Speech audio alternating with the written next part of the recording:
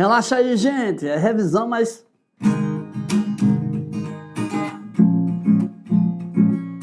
Você vai perceber, isso não tem mistério.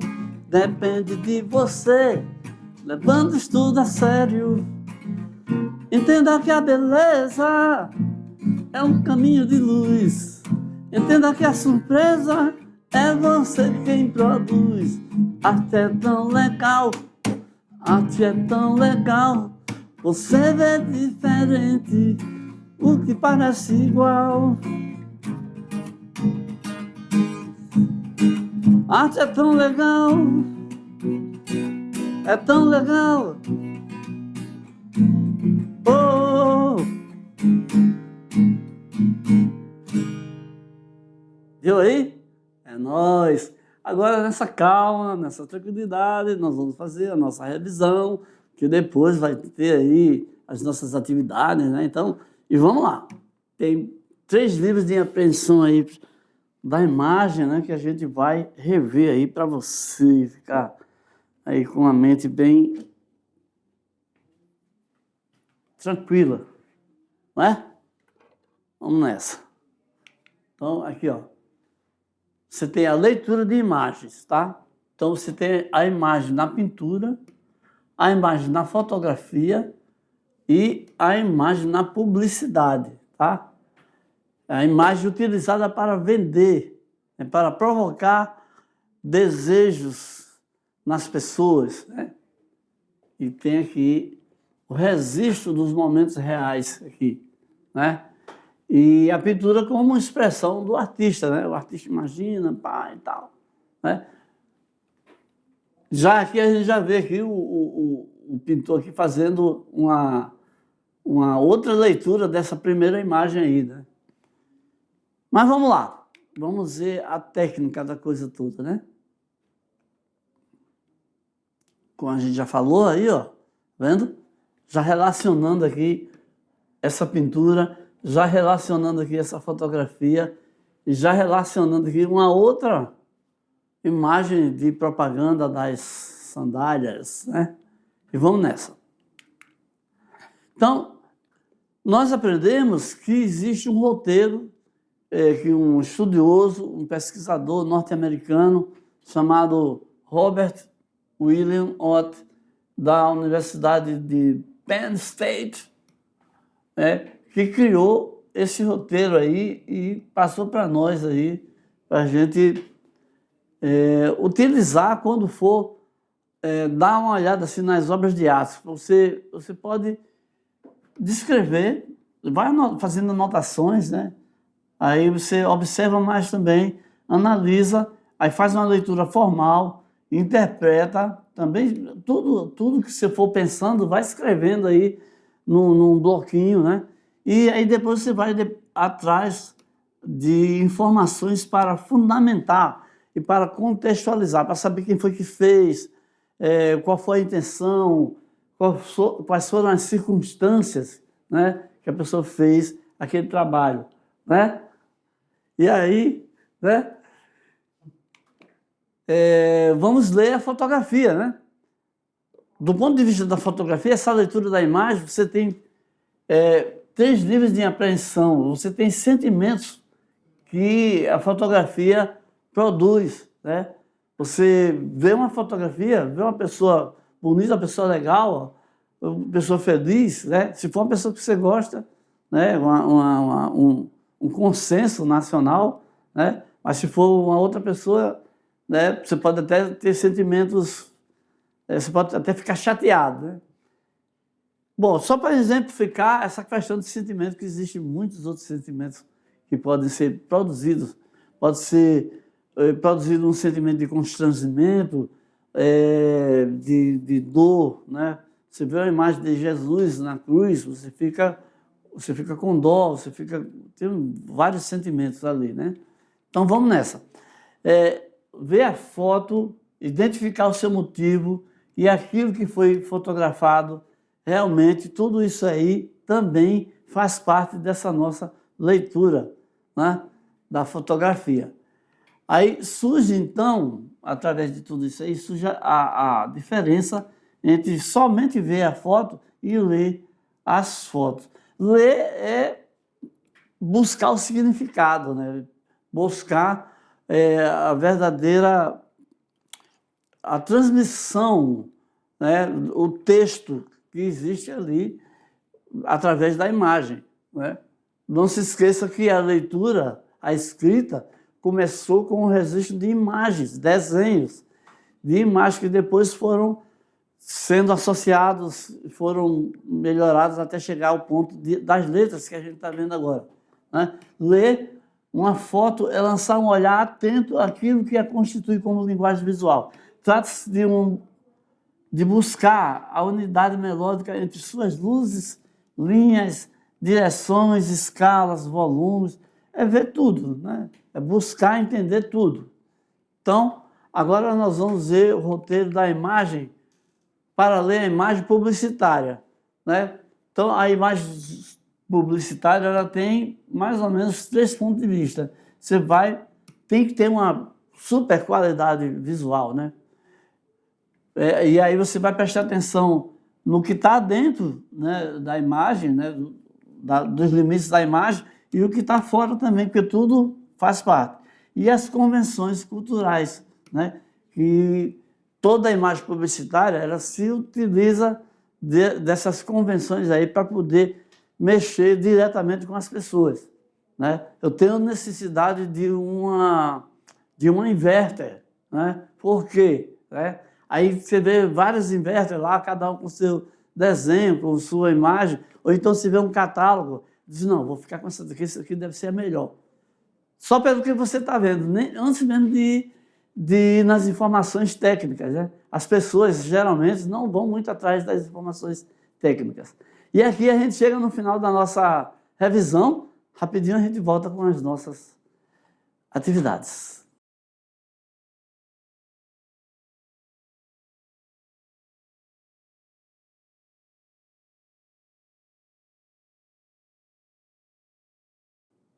Beleza? Então, agora voltando aí com as nossas atividades. Olha o coração aí, ó. Tranquiliza, relaxa, vai ser fácil. Viu? Pulsa, pulsa, coração. Bate, bate, bate, coração. Vamos nessa.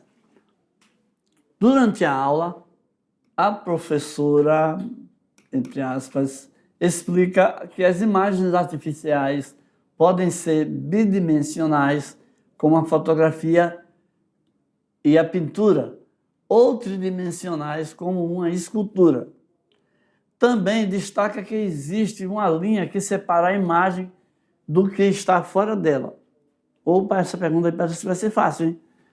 Como se chama a fronteira que marca o contorno da imagem e a separação do mundo externo? Essa daí, sei não, hein?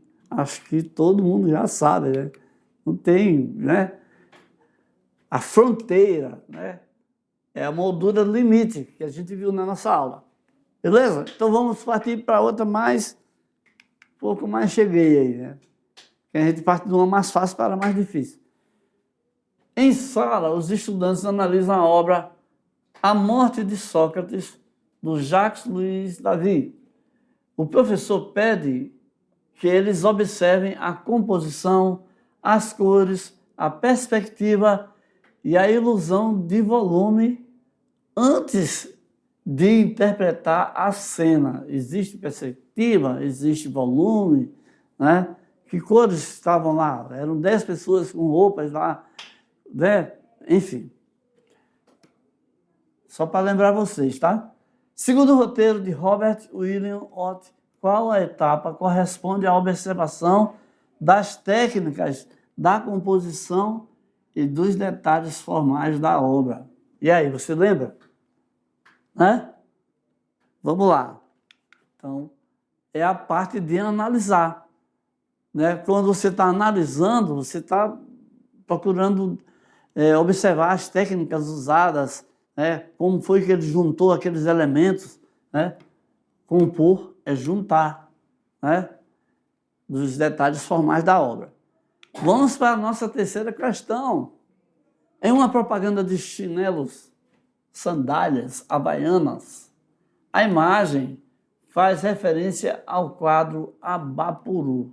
Olha só, os caras pegaram o quadro Abapuru e transformaram numa imagem de propaganda da sandália, né? E como foi que eles fizeram isso, né? Com elementos como o pé grande, o cacto, né, o sol e as cores ligadas ao imaginário brasileiro. Viu aí? Aquela ideia do contexto, né? A aula destaca que a leitura publicitária pode ser feita a partir de qualidades visuais, índices externos, internos e externos, né? Qual seria um índice externo aí? É aquele que a sandália é uma coisa usada por todo brasileiro, né? É uma coisa muito nacional, para dar a ideia de que é coisa da gente, né? Então, é mais ou menos por aí, essa de analisar os índices externos, né? E as convenções culturais. Viu aí? Está tudo aí arrumado. Então, vamos ver, então, com a pergunta. A melhor interpretação da propaganda é que ela, valendo, né? Tá? Leia atentamente. Isso é um exercício onde você vai fazendo a junção das ideias aí, vai chegar numa conclusão, né? Numa ótima conclusão, que é o seguinte, ó. A melhor interpretação da propaganda é que ela associa o produto a um repertório cultural brasileiro, especialmente à fase lá da pintura do modernismo, né? Então, um quadro que fez muito sucesso, como Abapuru, na Tarsila do Amaral, também, mais sucesso ainda, né? E ele vai e coloca um chinelo com o nome lá, né? Todo brasileiro usa a Havaiana, mais ou menos isso, né? Quando coloca isso aí, ele faz uma ligação, uma extraordinária ligação de elementos aí, que faz com que a sandália fique, no mínimo, bem vista. Ela tem um olhar, ela traz uma perspectiva positiva, né? E aí muita gente, com certeza, compraria, eu também, né? Naquele período lá, tudo certo. Então, agora a gente vai ver uma questão aqui que manda a gente lá para o espaço, né? Vamos nessa. Opa, deixa eu voltar aqui, calma aí. Cadê você? Deixa eu voltar aqui para a gente ver o negocinho todinho. Olha, vamos subindo nessa cauda de cometa aqui, olha. Decolando para o futuro. Pronto, agora sim. Questão do número 4. Não é nem de 2024, uma questão comparada de duas esculturas separadas por mais de 2.500 anos. Uma cabeça feminina antiga, feminina, e uma obra de Modigliani, né? Então, ele fez uma leitura, né?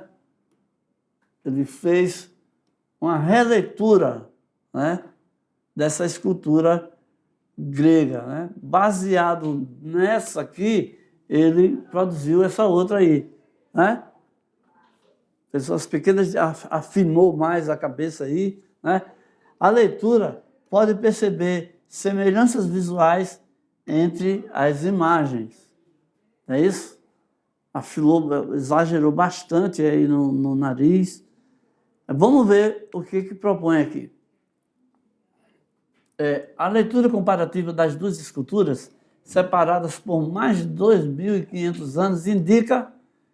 Aí vem aqui, ó. Vou ler para você essa, tá? Vou dar essa colher aí, porque essa é realmente a mais complicada de todas, né? Indica a valorização da arte antiga por artistas do nosso tempo, resistência da arte escultórica aos avanços tecnológicos, simplificação da forma em razão do tipo de material, persistência de padrões estéticos em diferentes épocas e culturas, a ausência de detalhes como traço distintivo da arte tradicional popular. Então, tem uns absurdos aí, né, gente? A gente já vai chegar facilmente na conclusão que a gente fazendo a comparação entre as duas esculturas, nós vamos ver que existe uma persistência de padrões estéticos. As formas são bem diferentes, mesmo que as épocas sejam e as culturas sejam totalmente diferentes, né? Mas o padrão estético está lá, ok? Então, vamos para a nossa questão discursiva, né? Então, vamos lá. Olha só. Em uma atividade de leitura de imagem, os alunos observam uma fotografia em preto e branco de Sebastião Salgado. Lembra? No primeiro plano, duas figuras humanas aparecem em amplo destaque, né? Em destaque. Ao fundo, há outras figuras em um cenário amplo. O professor pede que a turma interprete a imagem com atenção aos elementos visuais e ao contexto. Leia 2, 3 vezes isso aí com calma, mais devagar, porque aí já tem informação pra caramba, tá? Então, vamos lá. Explique como deve ser feita a leitura de uma imagem fotográfica, seguindo os passos de observar, analisar, interpretar e contextualizar. Então, usando esses elementos aí, você vai colocar, bom, a leitura deve ser assim, aparece isso, lá vou eu, adiantando, né? Então, gente, novamente eu quero frisar para vocês, chamar a atenção de que você vai fazer, obviamente, como você aprendeu na nossa aula, né? Você vai analisar, você vai seguir os passos, né? Vai observar direitinho, vai lembrar, né? E lembrar do que você viu lá durante a aula, né? Vai observar, né, aqueles detalhes lá, vai analisar e vamos ver só pelo texto, né? Pela descrição aí do texto, como você consegue colocar a sua resposta. Que resposta você vai poder dar mesmo usando as suas lembranças da nossa aula, né? Então, você pode também falar, assim, generalizando, né, sobre a imagem, porque você lembra que era um lago, você lembra que era noite, você lembra que era em preto e branco a fotografia, né? Tudo isso a gente ficou bem marcante, deu para a gente lembrar, né? As figuras lá dentro do lago pescando, é comum para a gente ver isso aqui na nossa região. Então, tudo isso vai facilitar a que você dê a sua resposta. Eu vou colocar para vocês aí uma resposta aí idealizada, né? Mas a sua está valendo também, né? Se for muito diferente, mas eu estou aceitando. Bora ver lá. Olha aqui, ó. A leitura de uma fotografia deve começar pela observação, identificando o que aparece na imagem, como pessoas, objetos, luz, sombra. Então, primeiro, o que a imagem tem, né? Depois vem a análise, em que se percebe a composição, a perspectiva e os contrastes e os elementos formais. Em seguida, é preciso interpretar a imagem, buscando compreender a sua mensagem ou emoção. Por fim, a leitura deve ser contextualizada, relacionando a fotografia com o autor, o local e o momento histórico e a intenção da obra. Assim, a imagem é compreendida de forma mais completa. Olha só, vale dizer aí que nós essa interpretação já foi feita durante lá a primeira aula, né? Então, você está aí bem na lembrança. Uma outra coisa também é que você não precisa concordar totalmente com isso aí, apenas com as partes mais formais, tá? Então, eu quero ver o que você consegue, né? E aí, o que você consegue responder com esses elementos aí, tá bom? Então, temos também um material complementar sobre a leitura da imagem e aqui nós chegamos ao final da nossa aula. Espero que vocês tenham gostado, que utilizem essas informações quando forem solicitadas fazer uma leitura de imagem. Valeu!